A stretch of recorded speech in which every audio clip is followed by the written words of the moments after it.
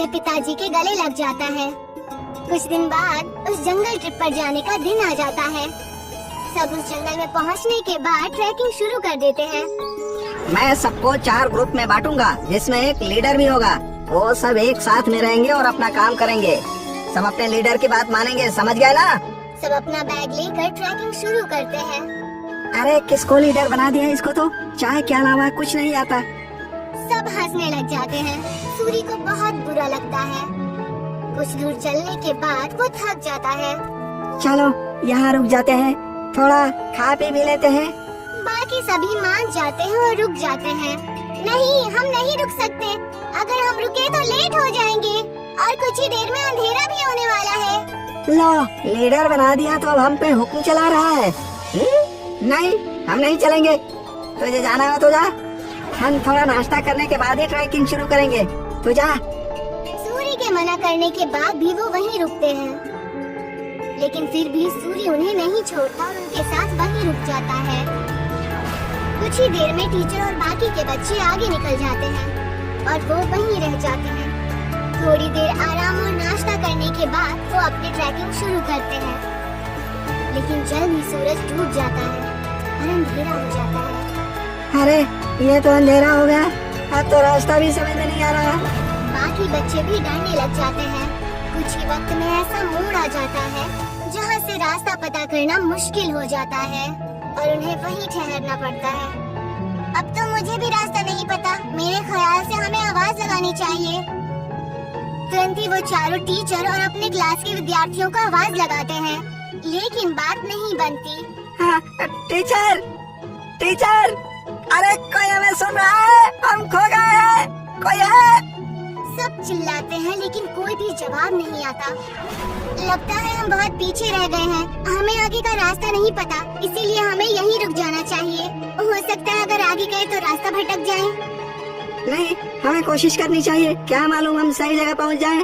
रात बहुत हो चुकी है, जानवरों का भी डर है। टीचर थोड़ी देर में हमें खोजते हुए आ ही जाएंगे। हमें यहीं रुकना चाहिए। सबको उसकी बात ठीक लगती है और वो लोग वहीं रुक जाते हैं। कुछ ही देर में रात हो जाती है और तेज ठंडी हवा बहने लगती है और उनके पास बचा खाना भी खत्म होने लगता है। हाँ, तो अब तो हमारा खाना भी खत्म हो जाएगा और पानी भी खत्म हो जाएगा। अब भी कहता हूँ मैं, हमें चलना चाहिए। अरे लेकिन जाएंगे कहाँ? रास्ता तो बंद है। मुझे तो बहुत डर लग रहा है, कहीं कोई जानवर ना हमें खा जाए। मुझे तो बहुत ठंड भी लग रही है। हाँ मुझे भी। मैं आग जलाता हूँ और सब लोग आग जलाते हैं। कुछ देर चलने के बाद आग कम होने लगती है। अब क्या करेंगे? इतनी ठंड है, आग भी खत्म हो रही है। जानवर से नहीं तो ठंड से छुट कर मर जाएंगे। सूरी कुछ सोचता है और कहता है, मेरे पास एक आइडिया है। मेरे पास बर्तन और चाय की पत्ती रखी हुई है बैग में। वो आग बुझने के बाद तक गर्म रहेगी तो हमें भी गर्म रखेगी। सूरी तुरंत वो बर्तन निकालता है और सब उसे अपना पानी दे देते हैं, लेकिन फिर भी पानी कम पड़ता है। वहीं पास में जमीन पर बर्फ पड़ी होती है। वो उसे उठा लेता है। जैसे ही काली चाय बनती है, आग खत्म हो जाती है। सबको बहुत अच्छा लगता है। उसे पीने के बाद सब तारीफ भी करते हैं, लेकिन अयन सिर्फ चुपचाप चाय पीता है। कुछ ही देर में उन्हें पत्तियों की आवाज आती है और वो अपने पीछे की तरफ देखते हैं। वो देखते हैं कि उनके टीचर आ रहे हैं। सब राहत की सांस लेते हैं। कैंप में पहुंचने के बाद जब टीचर उनकी तारीफें करते हैं तो अयन कहता है कि वो महफूज उनके लीडर सूरी की वजह से है। ये सुनकर सूरी को बेहद खुशी होती है। सूरी की कहानी सुनकर सब उससे दोस्ती करने आते हैं।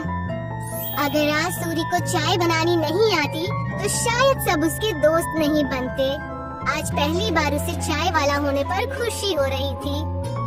अगले दिन वो खुशी खुशी अपने पिताजी के पास गया और उन्हें सारी बातें बता दी। अरे ये तो बहुत खुशी की बात है। एक बात तो मेरे पास भी है, मैंने अच्छी नौकरी ढूंढ ली है। सूरी ये सुनकर हैरान और उदास हो जाता है।